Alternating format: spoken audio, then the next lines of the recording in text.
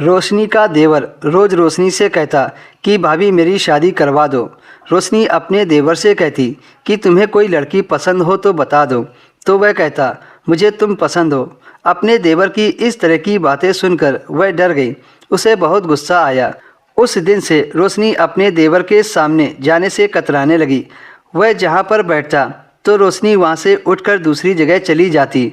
3-4 दिन तक तो रोशनी के बदले रवैयों को चुपचाप देखता रहा, लेकिन 5वें दिन कहने लगा कि आपके साथ क्या मसला है, जहाँ मैं बैठता हूँ तुम वहाँ से उठकर चली जाती हो। रोशनी ने कहा कि तुम्हारी वजह से तुम्हारे भाई मुझ पर गुस्सा व शक करते हैं। तो देवर कहने लगा कि भाभी आपको मैं यही तो बताने आया था कि मेरे भाई बहुत शकी मिजाज के आदमी हैं, उनको शक करने की आदत है। आपकी शादी बहुत गलत बंदे से हुई है। मुझे तो आपके बारे में सोचकर बहुत अफसोस होता है।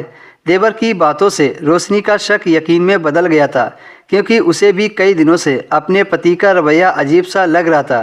लेकिन फिर भी रोशनी ने कहा कि मेरा पति बहुत अच्छा है, बेहतर यही है कि तुम मुझसे दूर रहा करो। फिर उसका देवर सिर झुकाकर कमरे से बाहर चला गया। रोशनी ने चैन की सांस ली कि चलो उसे बात तो समझ में आई। एक दिन रोशनी की सास अपनी बहन के घर चली गई। उनकी बहन की तबीयत बहुत ख़राब थी। उन्हीं को देखने उसकी सास गई थी।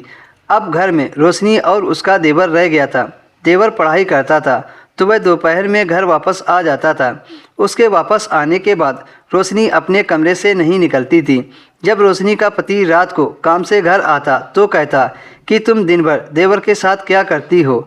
रोशनी कहती मैं तो दिन भर अपने कमरे से बाहर ही नहीं निकलती।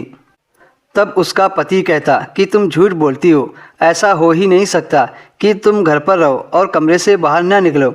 अपने पति के ऐसे शक करने से रोशनी को बहुत गुस्सा आता था। वह तो यह सोचती थी कि ऐसे शक करने से कैसे ज़िंदगी कटेगी। दिन इसी तरह निकल रहे थे। एक दिन रोशनी का देवर भागता हुआ घर पर आया और रोशनी से कहा कि भाभी मुझे अपने कमरे में छिपा लो। रोशनी ने पूछा कि क्या हुआ, तो उसने कहा कि वह तुम्हें बाद में बताएगा।